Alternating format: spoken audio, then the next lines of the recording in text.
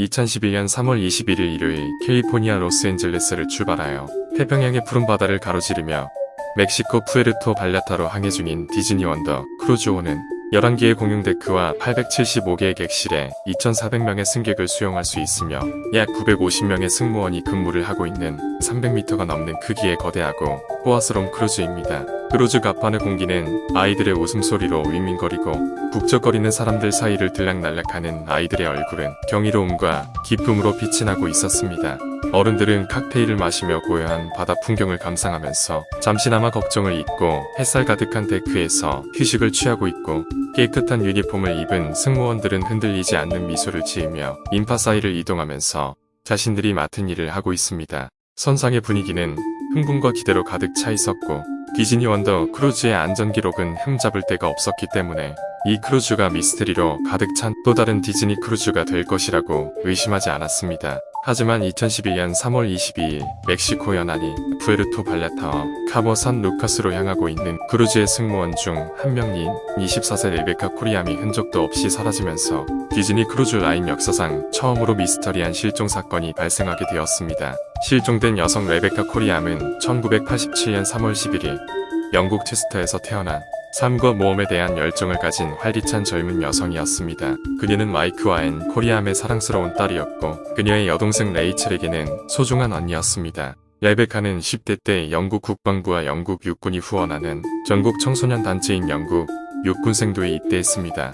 자원봉사자 직책을 맡아 야외 행사에 참여한 그녀는 하이킹과 캠핑에서부터 생존 기술과 팀을 만드는 훈련에 이르기까지 다양한 활동에 참여할 기회를 얻었고, 이러한 경험들은 모험심과 회복력의 정신뿐만 아니라 다른 사람들을 돕겠다는 헌신을 키웠습니다.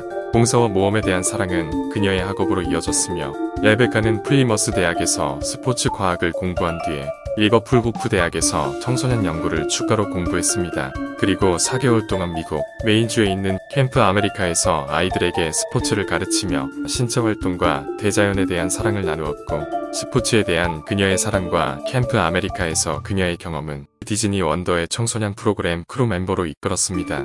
2010년 6월 디즈니 크루즈의 승무원에 합격한 그녀는 플로리다에 위치한 회사의 테마파크에서 교육을 받은 뒤 바하마로 가는 크루즈에서 4개월을 보낸 후 레베카는 가족들이 있는 영국에서 2개월간 휴식을 취하고 직장으로 돌아오자마자 그녀는 로스앤젤레스 항구에 기반을 둔 디즈니 원더 크루즈호에 배정되었습니다.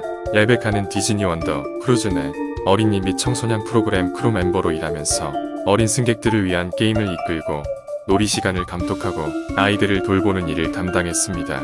그녀의 역할은 긴 시간과 높은 수준의 에너지를 필요로 하는 힘든 일이었지만, 레베카는 마법의 경험을 창조하는 디즈니의 정신을 받아들이고 자신의 일에 전념하여 어린이들이 크루즈에 머무는 동안 마법과 도 같은 기억에 남을 만한 경험을 하도록 해주었습니다. 레베카는 동료들 사이에서 좋은 평가를 받았고 함께했던 아이들에게 사랑을 받았습니다. 그녀는 전형성 있는 미소, 명랑한 성격, 가장 일상적인 일도 재미있는 모험으로 바꾸는 능력으로 유명했습니다. 그녀는 끊임없이 긍정과 기쁨의 원천이었고 디즈니 원더의 분주한 세계에서 한 줄기 햇살이었습니다.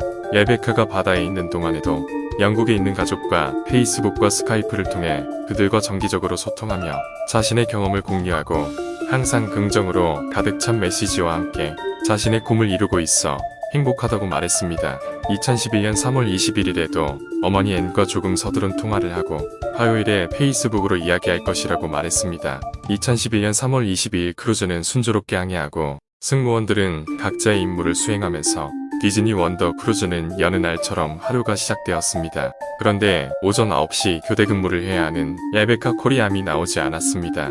근무 시간에 늦은 적이 없었기 때문에 동료들은 그녀를 걱정하며 레베카의 방, 공용구역, 심지어 배의 외딴 구석까지 확인하고 크루즈의 전관 방송 시스템을 통해 레베카에게 자신의 스테이션에 연락하거나 보고할 것을 요하는 방송을 했지만 레베카의 응답은 없었고 어디에서도 찾을 수 없었습니다.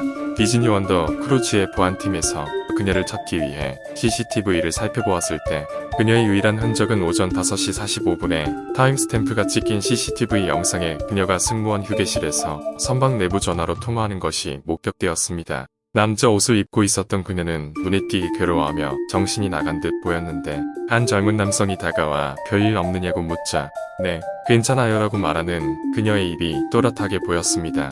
전화를 끊은 후 그녀는 머리를 뒤로 넘기고 뒷주머니에 손을 넣으며 걸어가는 것을 끝으로 그녀를 본 사람은 아무도 없었고 다른 CCTV 영상에서도 그녀를 볼 수 없었습니다. 레베카가 크루즈에 없다는 사실을 파악한 디즈니 원더는 당국에 신고를 하였고 미국 해안경비대와 멕시코 해군이 수색 작업을 지원하기 위해 투입되어 당시 디즈니 원더 크루즈호가 있던 멕시코의 태평양 연안이 광활한 바다를 수색하기 시작했습니다. 미 해안경비대와 멕시코 해군은 해상 선박과 항공 자산을 모두 사용하여 밤낮으로 세심하고 철저하게 주름 바다를 수색했지만 레베카의 흔적은 찾을 수는 없었습니다. 레베카 코리아함의 실종에 대한 수사는 시작부터 논란으로 가득했고 디즈니호와 당국의 사건 처리는 많은 사람들에게 수사의 철저성과 진실성에 대해 심각한 의문을 제기했습니다. 논란의 쟁점 중 하나는 실제 수색이 시작됐을 때 멕시코 해군과 미 해안경비대팀은 잘못된 좌표를 부여받았고 그 결과 그들은 잘못된 해역의 많은 부분을 수색했습니다. 그리고 다른 논란은 경찰과의 연락이 늦어진 것입니다. 레베카의 실종이 3월 22일에 알려졌음에도 불구하고 디즈니는 크루즈가 등록된 바하마의 경찰에 연락하는데 3일이 걸렸으며 실종 신고를 받았을 때 수색과 조사를 위해 크루즈를 회항하지 않고 디즈니 원더는 계획된 경로로 항해를 계속 진행하고 로스앤젤레스 항구로 돌아오고 나서야 바하마 경찰대에서 레베카의 실종을 조사하기 위해 크루즈로 갈 수 있었습니다. 그리고 경찰관은 디즈니 원더 크루즈에서 하루를 보내며 6명의 승무원만 인터뷰하고 승객들이나 다른 누구도 인터뷰하지 않았다고 레베카의 가족은 주장했습니다. 이러한 논란은 레베카에 대한 수색과 중요한 증거 수집을 잠재적으로 훼손하고 조사를 방해할 수 있는 중대한 실수로 간주했습니다. 레베카의 가족도 디즈니 관계자들과 경찰을 만나기 위해 일주일 이상이 걸렸습니다. 로스앤젤레스 항구에 도착한 가족들은 디즈니 관계자들이 제공한 썬팅이 집계된 차에 탑승하고 있다가 모든 승객이 내린 후 거의 사용하지 않는 크루즈의 측면 출입구를 통해 CCTV 영상을 틀어주는 방으로 데려가 레베카의 마지막 모습을 보여주고 그녀가 마지막으로 통화했던 친구이자 동료 승무원을 만났지만 긴 이야기는 할 수 없었습니다. 그리고 조타실 아래에 위치한 승무원 수영장 구역인 데크5로 이동해 그곳에서 레베카가 거친 파도에 의해 배 밖으로 휩쓸려 갔을 것이라고 말하며 디즈니 원더호의 선장은 애도를 표했습니다. 그런 다음 승무원 숙소와 레베카의 선실로 이동하여 데크5에서 발견했다는 슬리퍼 하나를 보여주면서 그것은 그녀가 배 밖으로 휩쓸려 가면서 남겨진 것이라고 말했습니다. 하지만 레베카의 가족이 디즈니 관계자와 경찰의 설명을 들으면서 의심스러운 것들이 많다고 느꼈고 디즈니 측이 레베카의 실종 사건을 조사하는 것보다 크루즈를 다시 바다로 내보내는데 더 관심이 있는 것 같았으며 회사의 이익에 영향을 받을 수 있는 불리한 여론이나 운영 중단을 피하기 위해 파도에 쓸려갔을 것이라는 이론에 집착하며 철저한 조사 없이 사건을 빨리 종결시키려는 시도로 보았습니다. 레베카의 가족은 디즈니 측의 사건 처리에 만족하지 못하고 사설 탐정을 고용해 독립적인 수사를 진행했습니다. 그들의 노력은 공식 조사에서 몇 가지 모순과 실수를 드러냈고 디즈니가 그들이 밝히고 있는 것보다 더 많은 것을 알고 있다는 그들의 믿음을 강화했습니다. 디즈니 측이 보여준 사건의 주요 증거인 휴게실의 CCTV 영상이 타임스탬프와 위치를 숨기기 위해 잘리고 조작되었으며 데크5는 레베카가 마지막으로 목격된 승무원 휴게실 근처에 위치했다고 했는데 휴게실이 실제로 데크5에서 멀리 떨어진 데크1 근처에 있다는 사실을 발견했습니다. 그리고 데크5는 실족 사고를 방지하기 위해 높은 강철벽으로 되어 있었고 게다가 데크에서 사람을 쓸어버릴 정도의 파도라면 배에 눈에 띄는 손상을 입혔을 텐데 그런 손상의 흔적은 없었습니다. 그리고 레베카가 실종된 날의 날씨가 고요했고 대규모 거친 파도가 발생할 만큼의 폭포무 가능성이 매우 낮다고 지적했습니다. 또 발견된 슬리퍼는 레베카의 사이즈보다 훨씬 큰 사이즈였고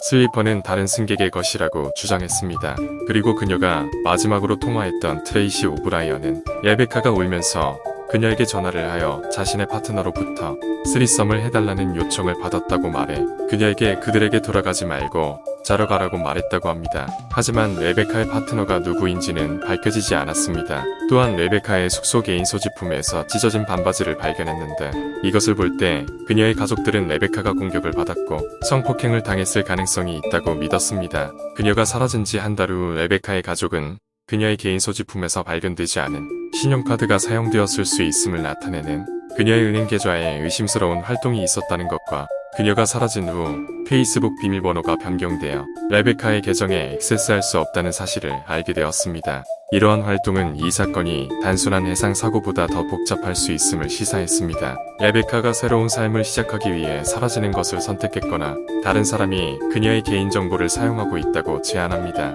하지만 레베카를 아는 사람들은 그녀가 가족과 긴밀한 관계를 맺고 있고 그녀의 삶에 대한 명백한 만족을 고려할 때 이 이론을 믿기 어렵다고 생각했습니다.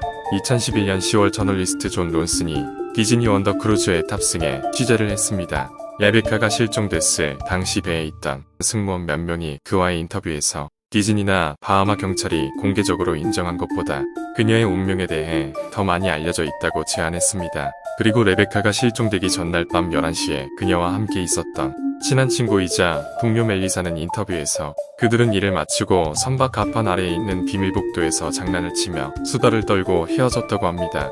그리고 그녀는 누군가와 사귀고 있었고 그와의 문제로 화가 나 그녀가 오전 6시에 혼자 배회하고 방황했을 것이라고 했습니다. 그들은 아주 강렬한 관계였고 훌륭했고 끔찍했으며 둘 다 불같은 열정적인 성격이었다고 이야기했습니다.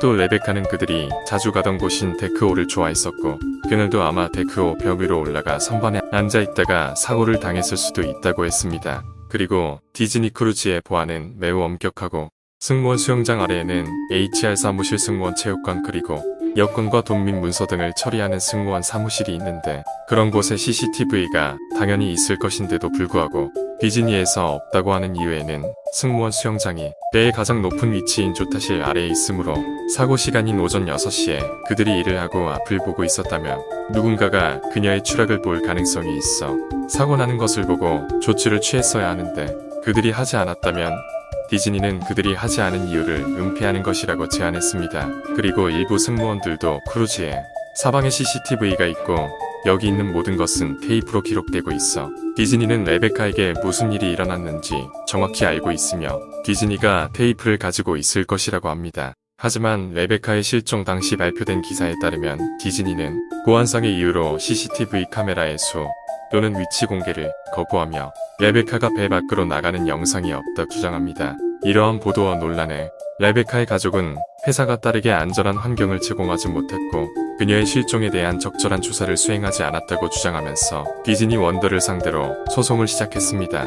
그들은 정서적 고통과 레베카의 향후 수입 손실에 대해 손해배상을 청구했습니다.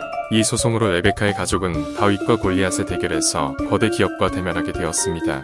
그들은 단지 레베카를 위해서만 싸우는 것이 아니라 미래에 비슷한 상황에 처할 수 있는 모든 사람들을 위해 싸웠습니다. 그리고 2016년 이후 레베카의 가족은 크루즈 회사와의 합의의 일환으로 디즈니로부터 공개되지 않은 금액을 수락했습니다. 그리고 2017년 레베카의 여자친구이자 원더호의 동료, 미국인 트레이시 메들리라는 여성이 2011년 3월 22일 사건에 대한 침묵을 깨는 인터뷰를 했습니다. 레베카가 사고 나기 몇 주 전 그들은 강렬하고 열정적인 관계였는데 메들리가 온두라스에서 온 데벤 하이드라는 남성과 가까워지면서 레베카가 화가 났었고 2011년 3월 21일 밤 3명이 함께 술을 마신 뒤 레베카가 매우 불편해했지만 메들리의 남자친구 하이드와 쓰리썸을 했다고 주장합니다. 쓰리썸으로 메들리의 관심을 끌기 위해 성적으로 경쟁하는 충격은 레베카의 평소 화창한 기분을 절망의 상태로 돌리기에 충분했을 것이고 그리고 평소에 레베카는 배와 그녀의 삶을 떠나고 싶어 했기 때문에 그녀가 바다로 뛰어들기 위해 데크호를 넘었을 것이라고 이야기했습니다. 하지만 레베카의 가족과 친구들은 레베카가 스스로 목숨을 끊었다는 사실을 강력하게 부인했고 여전히 성폭행에 연루되었을 것이라고 믿었습니다.